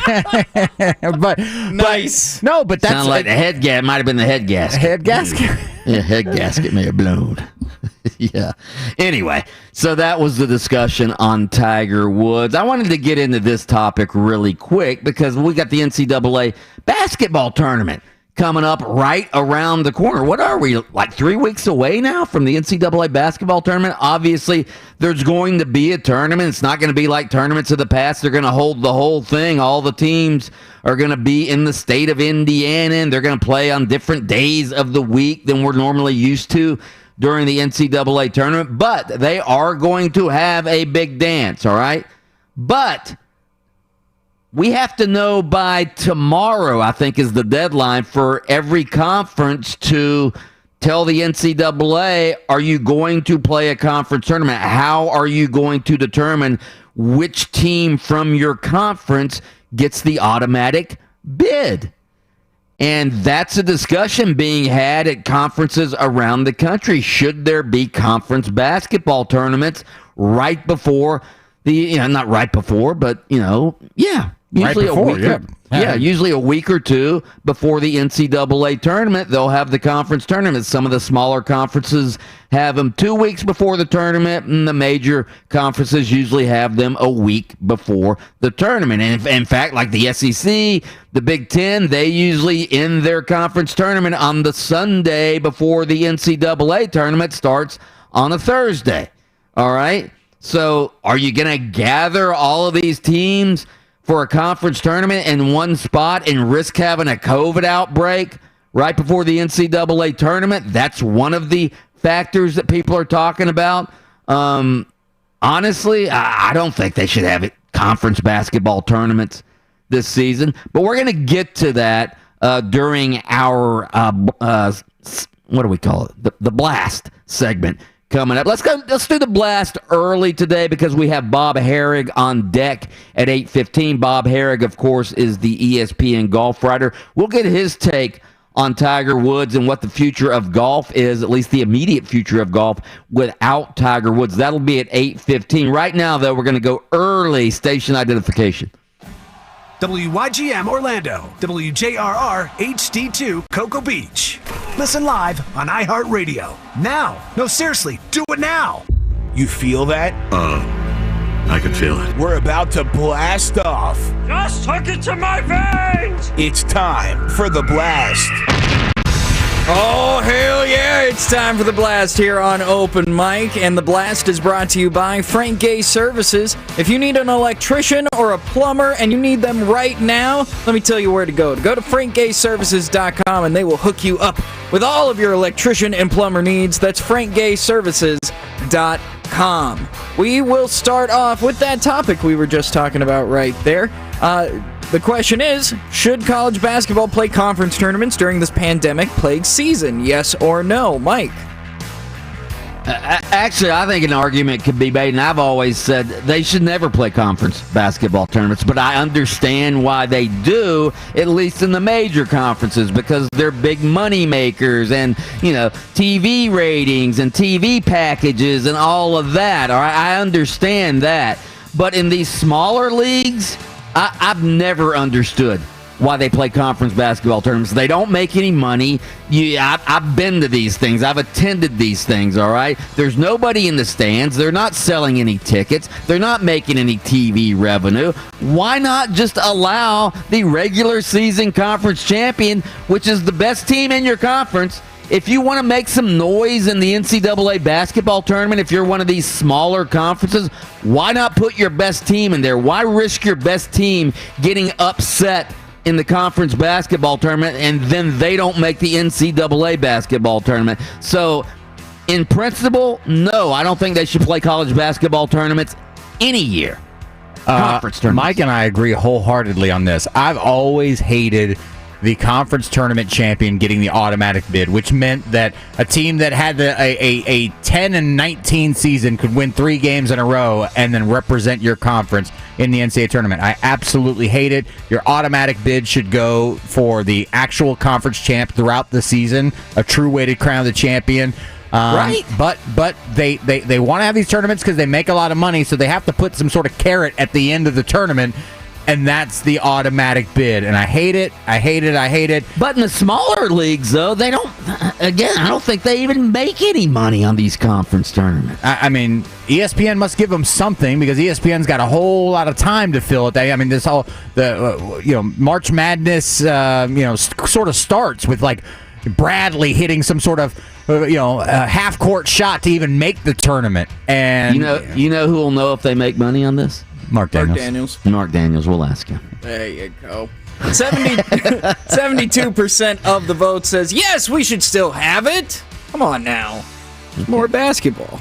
It's the only time we care about basketball. None of those people voted for yes have watched any college basketball this season. What are they talking about? We go next to the Open Mic Thought-Provoking Daily Poll. Even though the new administration at UCF is talking about upgrading the football schedule by playing 2-for-1s with big-time Power 5 opponents, is it financially wise to give up an extra home game coming out of the pandemic? Yes or no?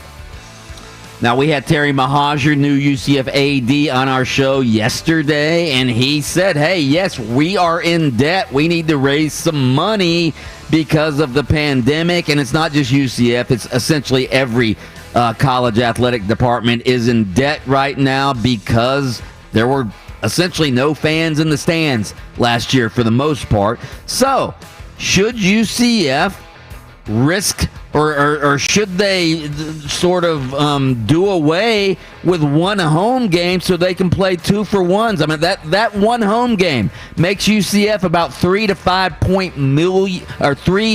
$5 million in their coffers every time they play a home game. I don't know that UCF can afford to give up a home game. And here's the other thing. What's the real benefit for UCF playing 2-for-1? Are they going to... Adam, you answer the question. Is UCF going to get into the 4-team playoff even if they were to beat the Gators one year? So... generally, I would say no because there's 4 teams and you'll get passed up by an SEC school. Unless, of course, that SEC school would be Florida vying for that second spot. Then you at least would have the leg up over them. But Mark brought up something interesting on the show yesterday talking about Cincinnati getting lucky having Notre Dame and Indiana on their schedule next year. Indiana having the year that they had this past year, returning a quarterback who's a pretty good player. I think Penix Jr. will be back. Notre Dame having the cachet they have. If Cincinnati were to beat those 2 teams and go undefeated, and they don't make the playoffs after that, then the answer is yes, no chance at all. But the only way you would have a chance, but that's a once in a generation streak of luck right there. Right, that you have those 2 teams on your schedule in the same year. If you have Florida on your schedule and you have Florida on your schedule and you were able to beat them, and then say Florida goes undefeated the rest of the year and you're undefeated at the end of the year, I mean, well, that would be.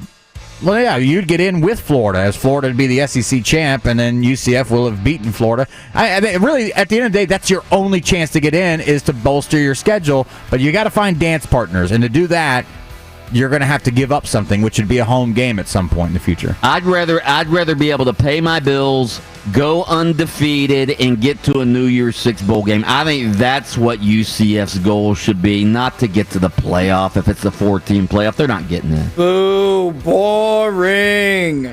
Pay your bills. The playoff. Pay your bills. College all football all my credit cards I have, all of them paid off right now. I don't like to have debt. Good for you. UCF could use a little debt. 62% of the vote says yes, it is financially wise. Go for it. We want the playoffs. All of our debt-ridden listeners voting. These guys spending other people's money now. That's right. Yeah. Of course, yes. Of course. Spend that money. What else are they going to use it for? Supplemental poll number 1. Should the Tampa Bay Bucs extend the contract of 43-year-old Tom Brady? Yes or no? Come on. Of course they should.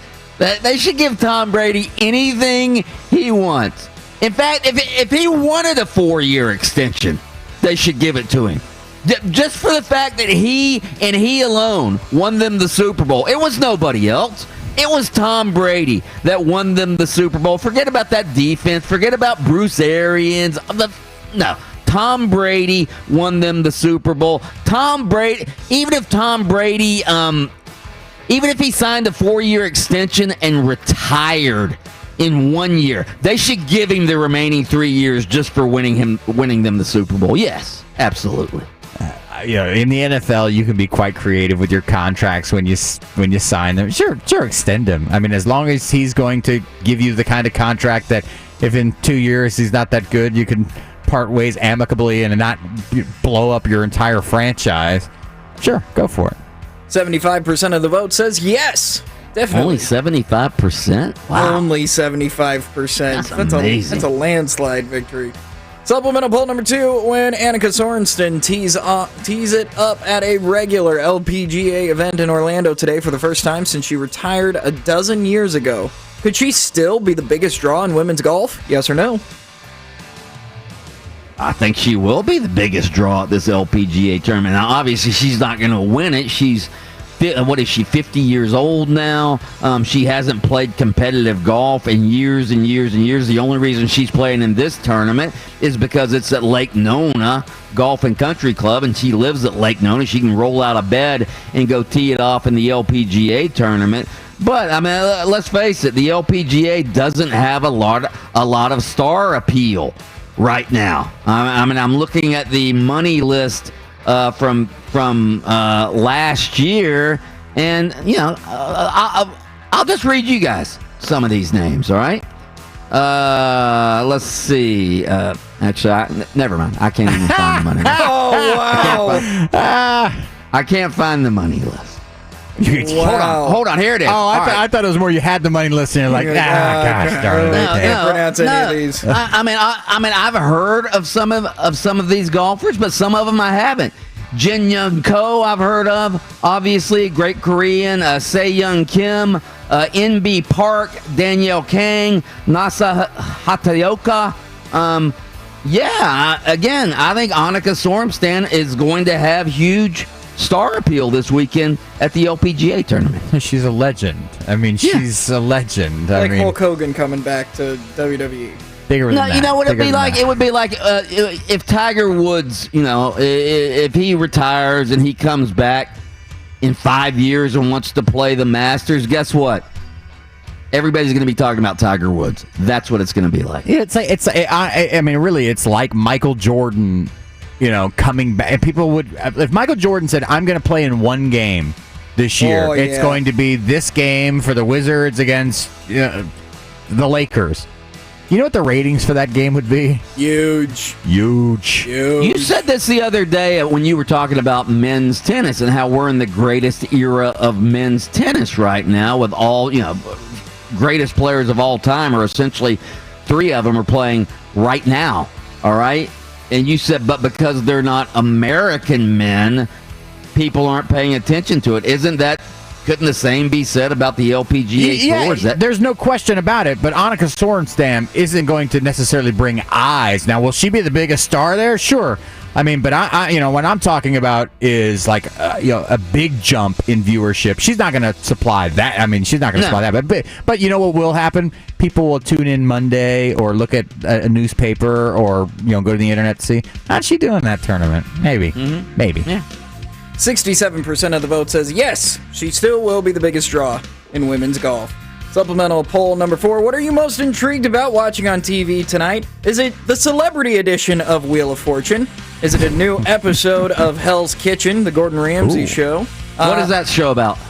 Gordon Ramsay has a bunch of professionals work in his kitchen, and he's just a jerk to all of them. It's a reality show. It's like kind of a game show. They compete against each other, sort of like Survivor in the kitchen. So it's a cooking show. Yeah, and the winner gets to be the head executive chef at one of his many restaurants around the globe.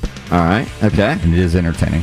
What else? New episode of Young Sheldon, the spinoff from Big Bang Theory. New episode there. What's that about? The nerdiest of the nerds from Big Bang Theory, the tall one that's kind of awkward. Well, then I'm not going to be able to describe to you what Young Sheldon is. Bazinga or Bazanga? Bazinga. Bazinga. Sheldon's one of the main characters. This is and he is the most socially awkward of those characters from Big Bang Theory. And this is about him when he was young, growing up in Texas. It's a prequel. Yes, not interested. Shocker. We're all shocked about that. Or are you watching a big college basketball matchup over on ESPN, Iowa at Michigan? Well, I'll be watching the Magic versus the Nets tonight. What was the first option, though, of the options we have? Celebrity Wheel of Fortune. Oh, yeah. Yeah. Do we know who the celebrities are for that? I know that one of them is the guy from Fresh Prince, but not Alfonso Ribeiro. That's right. That's one of them. He's a good golfer. You see, he always plays in that Diamond Classic thing here. Diamond Resorts. Diamond Resorts, yeah. Yeah. I watch Celebrity Wheel of Fortune over the others. Celebrity Wheel of Fortune? I'll only watch Celebrity Wheel of Fortune if it's Floyd Mayweather Jr. on there. With 31% of the vote, Hell's Kitchen wins this one. It's good.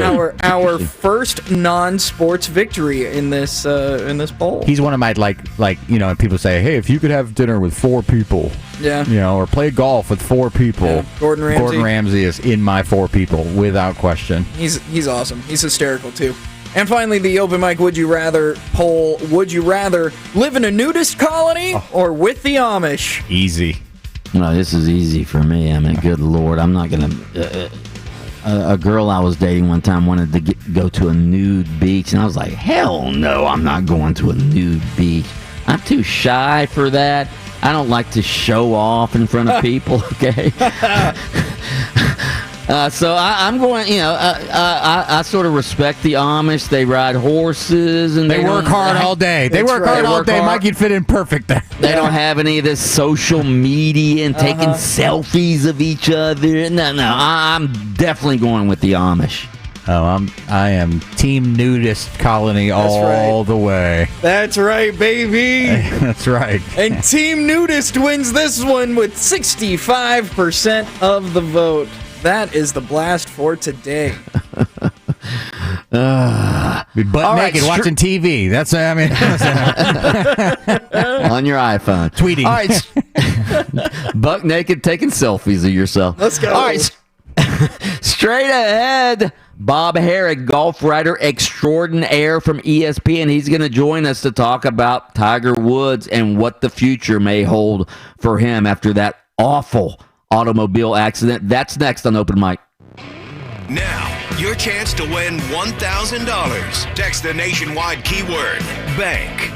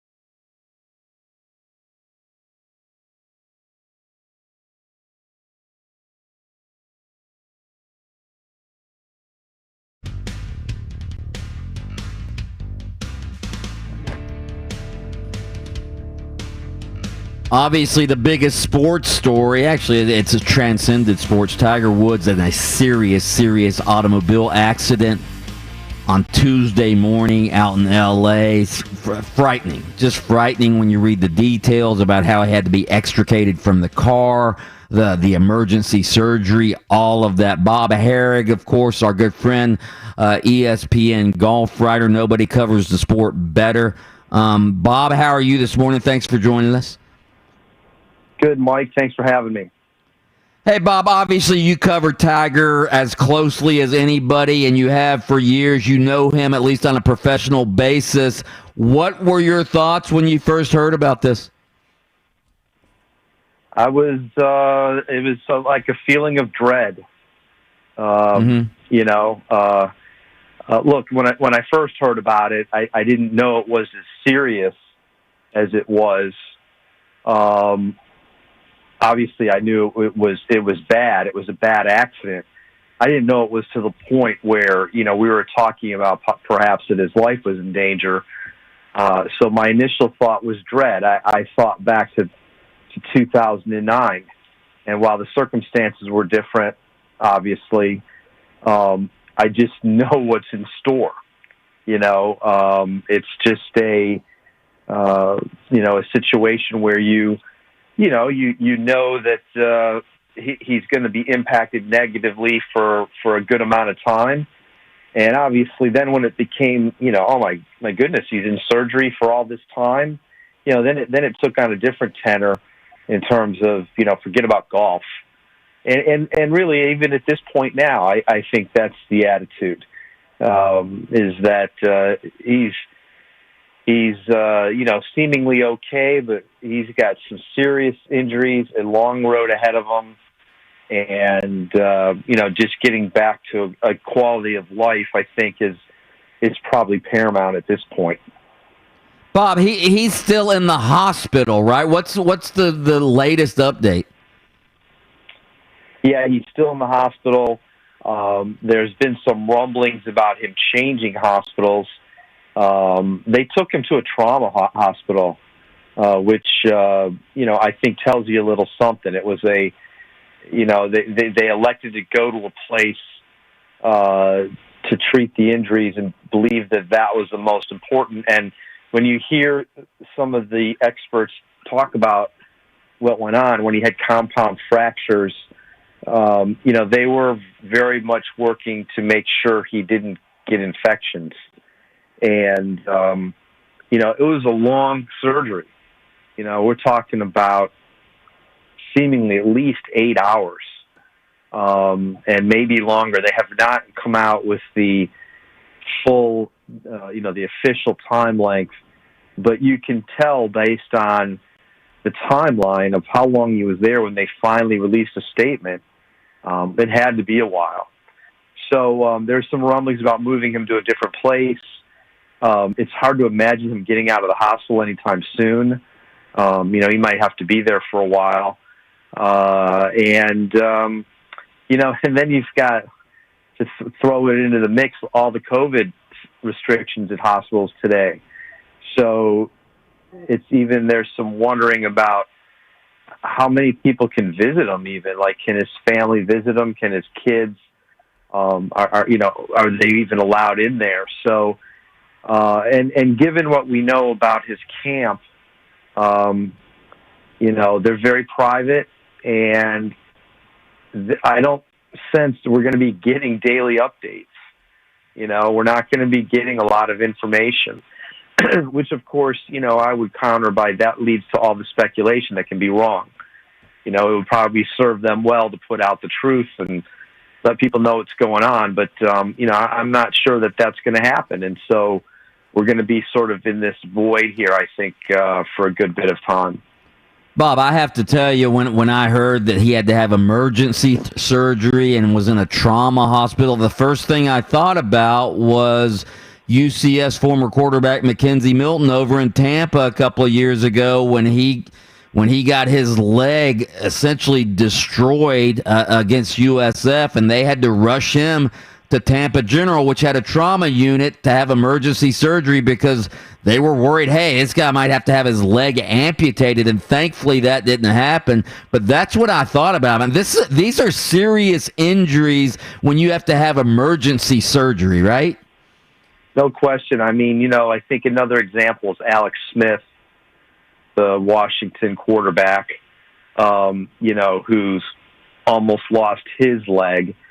And, I haven't heard it officially said that Tiger was in danger of that, but I think it's fair to wonder, when you have the kind of nerve damage and exposure and I mean, I'll be honest with you, I can't even remember the word they used. I had never heard it before. But talking about like the muscle trauma, that thing, the muscle trauma. The one that said it was more than 2 breaks. Like a compound fracture means the bone breaks. So there's another word they use. It's in there. I wrote it, but it means multiple breaks. So they've gone in there and put a rod in his leg, like in the femur, I believe. And from everything you hear, that he can recover from that. The broken bones will heal, but it sounds like his foot took a beating. Like there's some ankle problems, pins being inserted. They didn't say anything about any other injuries. What about his back? Was there any injuries to his hands or arms? I mean, when you see the vehicle and the reports that it rolled multiple times, there's clearly the chance that he's banged up pretty good, just beyond what we've been told. Bob, even before this, I mean, he'd obviously just come off another back surgery, albeit a minor back surgery. Of course, minor means it happens to somebody else. But he'd already come off of this. Was he even going to be ready for the Masters anyway? I mean, his career was already sort of in the balance, was it not, with another back surgery? Yeah, I don't know that it was in the balance, but it was up in the air as to when he was going to come back. We were in this window now where he might have been able to. This was like the 9-week point from the from the procedure. So next week, Bay Hill was one a lot of people targeted as a possibility because it was 10, and the Players Championship was around. That was 11. Honda would be 3 months, and he lives near there. So it was in this kind of stretch where you thought, hey, if he was ready early, he could come back to one of these. His comments Sunday at Riviera to Jim Nantz suggested that he hadn't ramped up much. But I also thought he was quite vague. He had been hitting balls a few weeks after the surgery. He had been working out. He looked fine to those who saw him at Riviera on Sunday. He was walking around. I mean, he went to that outing on Monday that Dwayne Wade was at. I don't think he was hitting full shots, but he was there. He was chipping. He was putting. He was giving instruction. He was going to be on his feet for a good bit. So I don't think it was, anything where, it was over in terms of he wasn't going to be able to play anytime soon. Maybe the Masters would have been his first tournament back. Gotcha. But I think that's what stinks is that,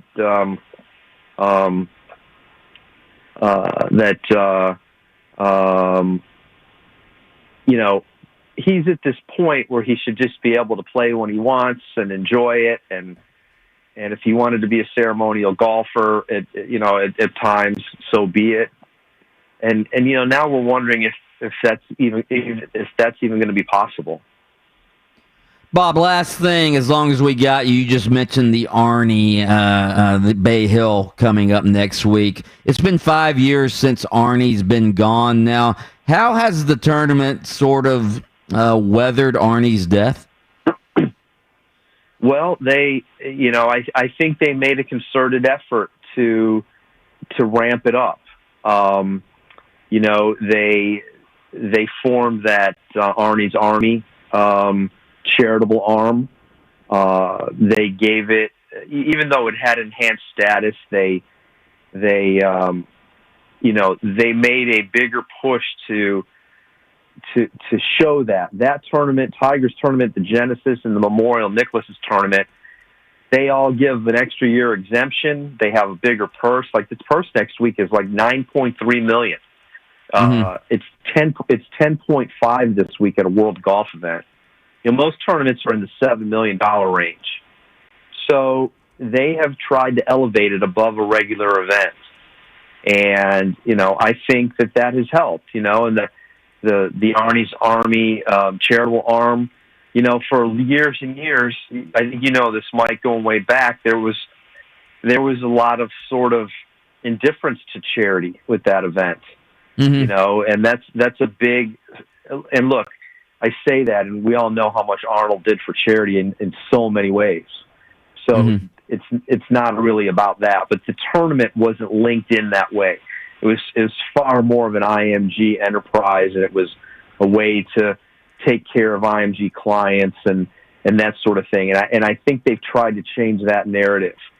The biggest thing that they have going against them that every tournament does is there are so many good tournaments. And these World Golf events like this week and the Players' Championship the week after Arnold, and then you've got another World Golf event 2 weeks after the Players. The World Golf events are guaranteed money. And even for guys who make a lot of money, that's appealing. And then you've got the Players, which is the next best thing to a major, and it's a $15 million purse. So there's just so many choices, and they can't play every week. So, that's where, that's not the Arnold Palmer Invitational's fault, So I've often argued that, the tour has to be careful about that. The backbone of the tour is the sort of rank and file every week tournaments, the ones that have been in their communities forever, which obviously this one has been. And you kind of threaten them a little bit when you put all these other big ones around them. You take the four majors, the Players, the other three World Golf events that the one in China also. That's 8 tournaments right there.